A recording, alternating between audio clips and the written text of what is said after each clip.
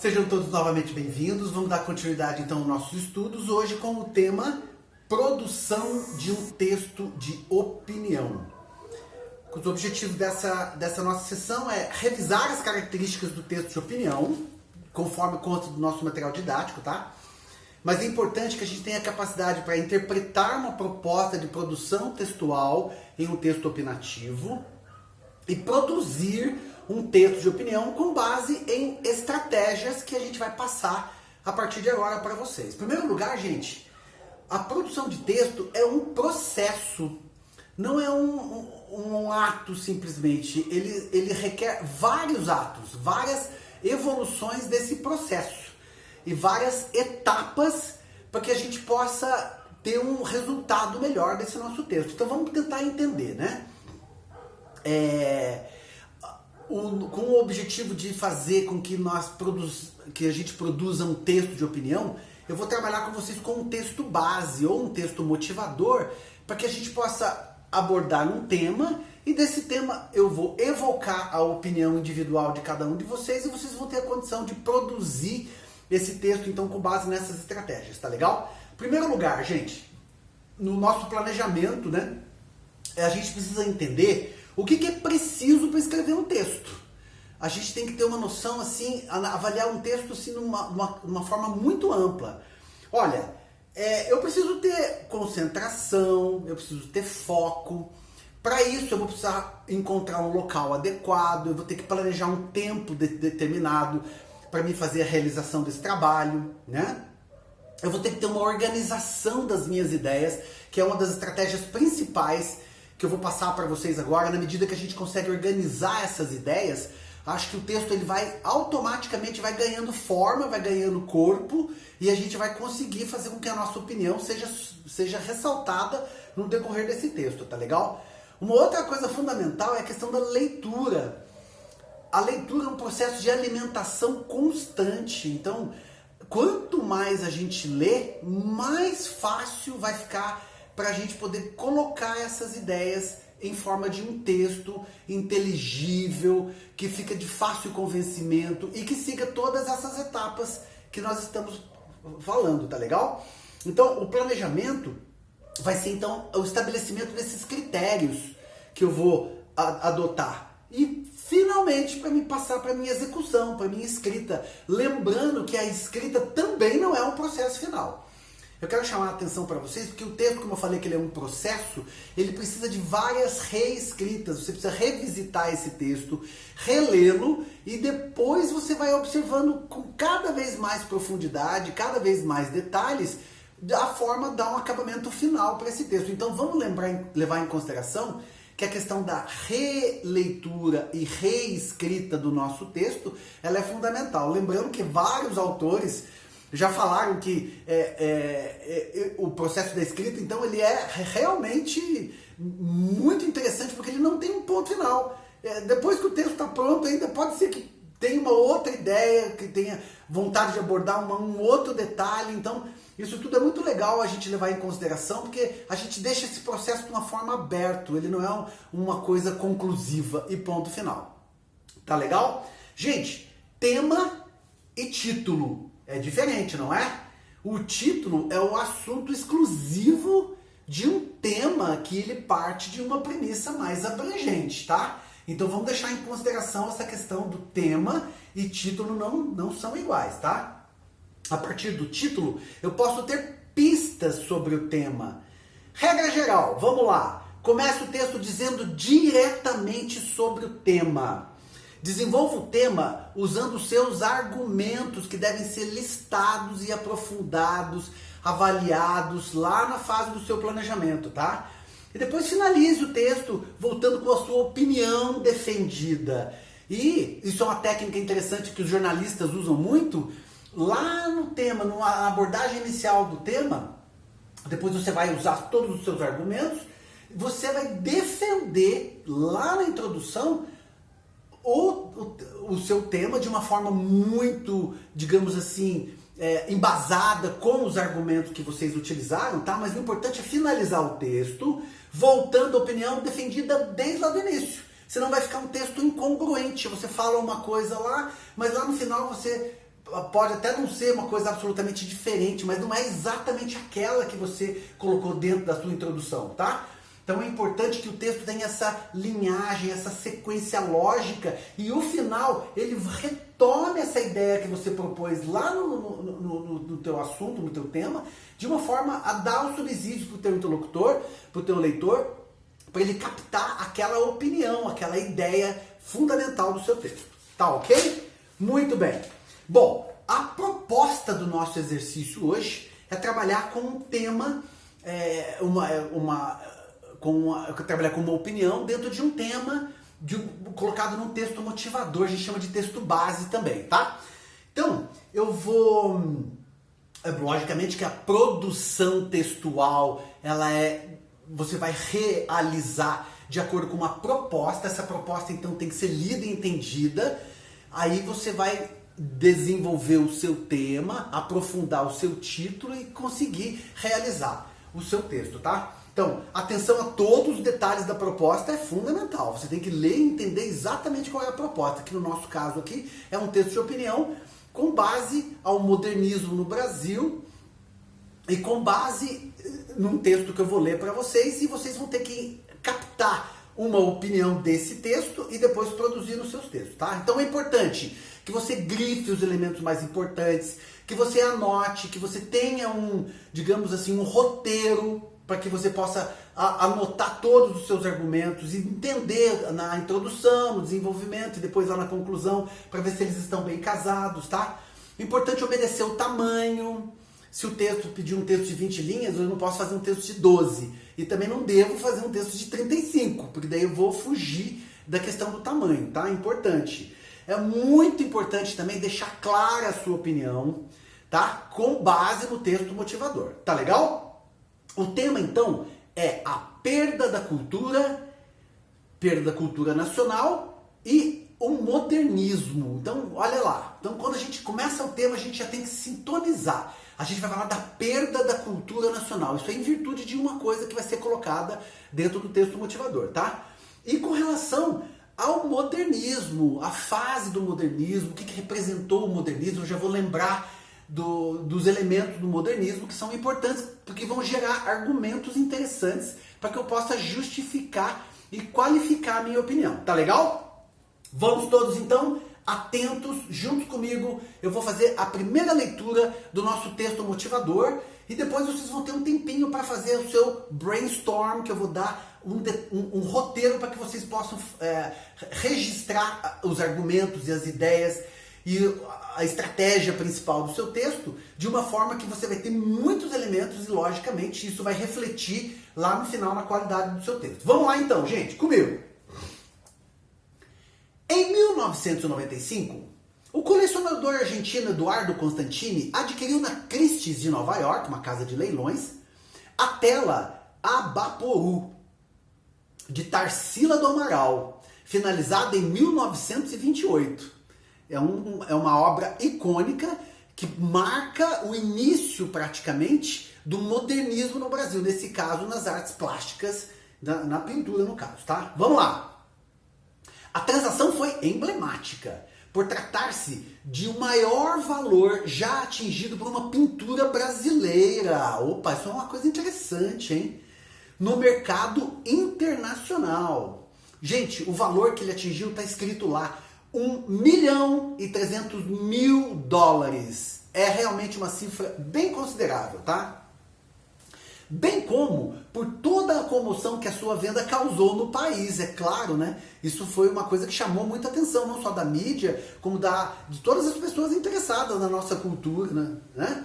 Bom, o fato de hoje estar exposta no importante Museu de Arte Latino-Americana de Buenos Aires, no Malba, ombreada a nomes consagrados como os de Frida Kahlo, Valfredo Lan, Chu Solar e Antônio Berni, não foi suficiente para que o episódio deixasse de ser compreendido como uma perda para a cultura nacional. Ponto. Aqui então eu tenho meu texto motivador, meu texto base, e eu vou ter que parar para pensar, na minha opinião, a respeito desse momento que representou a venda, a compra, a transação dessa obra, dela ter saído do Brasil e hoje ela está lá em Buenos Aires. De cara, eu já consigo perceber alguns elementos que vão ser interessantes, que vocês anotem, para fazer parte da estratégia de argumentação que vocês vão ter no seu texto. Tá legal? Muito bem. Então, vamos lá. Para a gente fazer, agora que nós concluímos a leitura, eu sugiro que você releia novamente e levante os aspectos mais interessantes desse texto, tá? Vocês vão ter um tempinho para fazer isso, mas de qualquer forma, com base no texto, você vai discutir. Aliás, eu vou passar para vocês a proposta, tá? Então, essa é a nossa proposta. Ó. Com base no texto, discuta em um texto de 15 a 20 linhas. Primeiro, a perda da cultura nacional e a relação com o modernismo, explicitando a sua opinião sobre o tema. Então, vamos lá então. Primeira coisa a fazer, leitura, releitura e leitura da proposta. Leitura do texto base, leitura da proposta e agora nós vamos partir para aquela parte que eu gosto de chamar de brainstorm. Brainstorm é exatamente aquele momento que eu vou levantar todas as ideias argumentativas capazes de fazer com que o meu texto seja atrativo para o meu leitor, que a minha opinião seja relevante. Então o que nós vamos colocar? Olha lá, vamos fazer uma série de perguntas, essas que nós estamos fazendo aqui entre nós, né? Essas que vocês já levantaram, mas principalmente vamos ver algumas outras para ver se vocês concordam. Primeiro, o que é cultura nacional? Será que cultura nacional é uma coisa interessante a ser abordada nesse texto? Certamente. Você tem uma definição de cultura nacional? É tudo aquilo que é produzido, criado, mas nacional em termos de quê? Ela simplesmente é feita no nosso território nacional, mas ela fala de uma realidade, de um assunto que não tem muita relação com a nossa cultura? Ou ela evoca algum aspecto da nossa história, da nossa evolução social, dos nossos valores? Isso é uma coisa interessante, isso posso gerar um, dois ou mais argumentos que vão ser interessantes na hora de eu realizar esse meu texto de opinião, tá? Então é importante a gente analisar lá o que é cultura nacional, tá? Outra, qual a importância do modernismo para a cultura nacional? Gente, a gente já estudou que o modernismo foi uma ruptura, o modernismo foi uma rebeldia, ele estava quebrando com aquele formato mais, digamos assim, idealizado, lá no romantismo que ainda tinha traços, mas principalmente do realismo também, mas principalmente trazendo tudo isso a uma realidade nacional, buscando a nossa identidade. Eles não queriam mais fazer as coisas voltadas com o olhar para fora. Eles queriam que agora que nós tivéssemos a nossa própria identidade cultural. Esse também é um argumento interessante. Concordam? Muito bem. Outra característica interessante. Você valoriza a cultura nacional? Ou acha que tudo que é importado é melhor, os filmes estrangeiros são mais interessantes, porque tem mais recursos? Isso também é interessante. E o que é arte? A arte é só literatura, é só cinema? Não, a arte tem uma amplitude muito maior, ela entra nas esculturas, no teatro, nas manifestações populares, na cultura popular. Então tudo isso também é relevante para, digamos assim, para ajudar a formar a nossa estratégia argumentativa. Legal? Outra... literatura, artes plásticas, músicas, expressões culturais relacionadas à época. Você conhece algumas? Que tal fazer uma pesquisa e levantar? Que tal descobrir o que se produzia naquela época, na época que foi feita a obra, que é bem o início do modernismo? Como é que estava o raciocínio das pessoas, o raciocínio em termos de ambiente político, ambiente social, ambiente econômico? Vocês acham que isso seria interessante trazer como argumentos para justificar essa opinião que você vai registrar no final? Muito bem, se sim, comece a anotar. E o que seria essa ruptura hoje em termos de arte? O que se espera de uma arte que tenha uma ruptura, não só em termos de obras, mas com relação à música, à literatura, à própria cultura popular? Não acham que é interessante a gente avaliar essas questões e trazer isso de forma argumentativa para que eu possa enriquecer o meu texto e garantir que a minha opinião vai ser bem adquirida, assimilada pelo meu interlocutor? Muito bem, então olha, todas essas questões eu acho que elas são assim muito importantes, você tem que levantar, discutir, responder. Você pode abordar questões de tempo, de espaço, desse ambiente político, social, econômico. você pode falar inclusive do elemento educacional, você pode falar das artes como a própria linguagem de interatividade da sociedade, como é que elas se manifestam, o que o grande público espera. Olha quantos argumentos legais que a gente começa a levantar a partir do momento que a gente faz esse nosso brainstorm. E anotem que é muito importante. Você pode fazer um item. Itens são interessantes, porque daí você não precisa ter a ideia completa. Só o item já evoca uma chave de um determinado argumento que você pode elencá-lo dentro do seu texto, tá legal?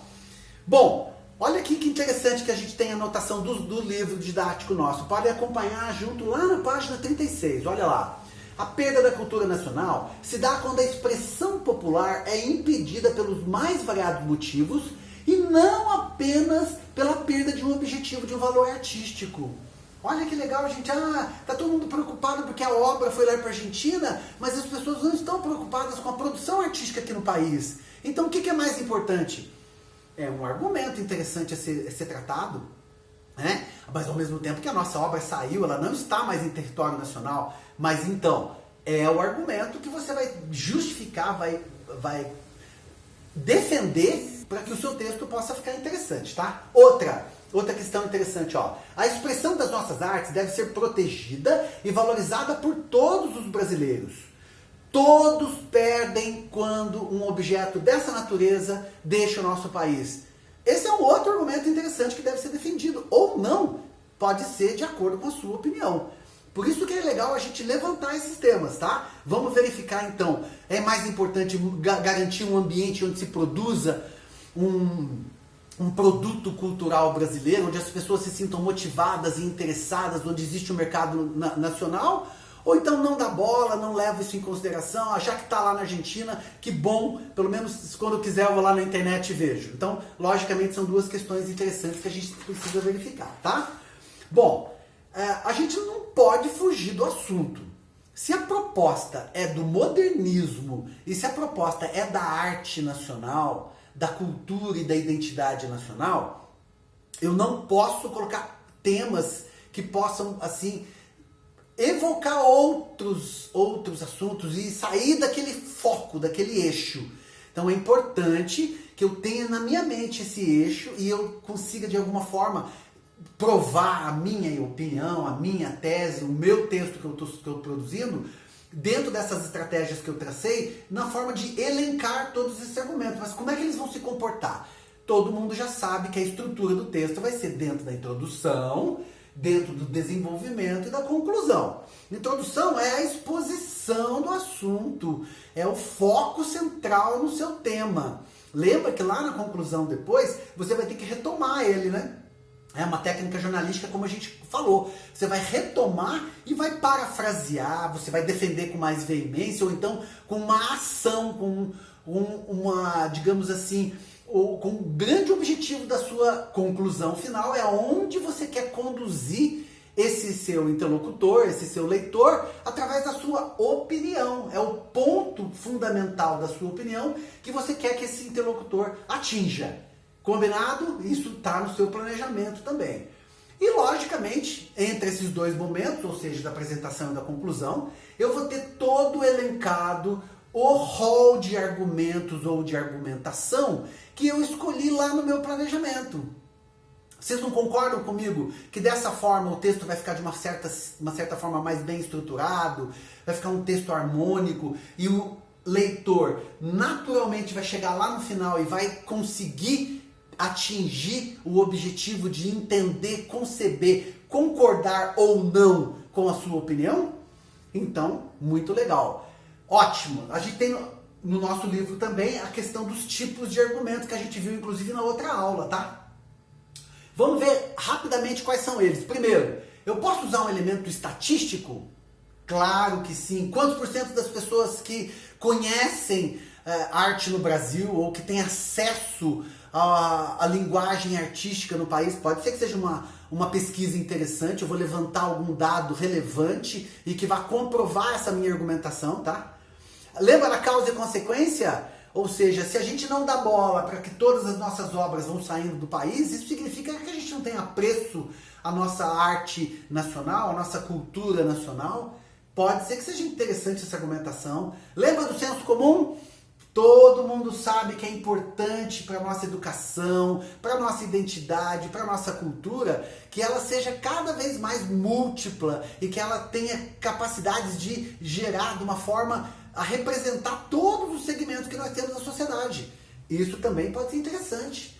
Lembra dos especialistas da argumentação de autoridade? Será que eu posso pegar um depoimento ou uma fala ou uma outra opinião de uma pessoa que é, digamos assim, especialista ou conhecedor, ou que tenha um título e que é reconhecido? Claro que sim. Será que eu posso usar exemplos de outros países? Será que eu posso usar exemplos de outras histórias que aconteceram com relação à valorização ou à desvalorização da cultura e isso possa, de alguma forma, dar um efeito na produção do meu texto? Claro! Gente, então, estatístico, causa e consequência, senso comum, autoridade ou especialistas ou exemplificação, tá? Só pra gente lembrar os nossos tipos de argumentos. Escrever é tecer, é amarrar. Tecer vai gerar coerência, né? Do que? Desses argumentos que são o quê? As minhas ideias que vão aparecer no meu texto, tá?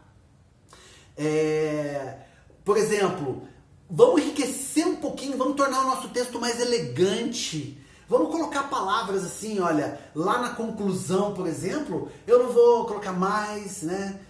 É muito pobrinho. Vamos colocar portanto, em síntese, logo, ou seja, são palavras que vão valorizar a minha conclusão, que vão mostrar para o meu interlocutor que a partir daquele momento você está concluindo e você está realmente colocando na vitrine a tua opinião. Então, é importante que você tenha um texto elegante, não foge ali do senso comum, do dia a dia, da linguagem que a gente tem entre os colegas. Um texto, ele requer uma linguagem mais elaborada. Ele pode ser um texto coloquial, ele não precisa ser um texto acadêmico, por exemplo, mas é importante que a gente siga as regras gramaticais, é lógico, estruturais, um texto com coesão, ou seja, bem entramado, bem costurado, bem colocado uma sequência depois da outra, tá? E que ele tenha coerência. O que eu falei lá no começo é exatamente a mesma coisa que eu estou justificando aqui. Essa ideia religada é dar uma volta e voltar no mesmo ponto, porém numa oitava acima, com mais argumentos, ressaltando o teu planejamento e a tua argumentação, tá bom? Gente, eu acho que a questão mais importante era essa. Agora nós temos que reler o texto. A gente vai fazer o nosso exercício em 3 atividades, tá? A gente vai trabalhar ali com a introdução, ou seja, para entrar no tema com impacto. Depois nós vamos fazer de 5 a 10 linhas, no máximo 10 linhas. Depois a gente vai fazer umas 10 linhas no máximo.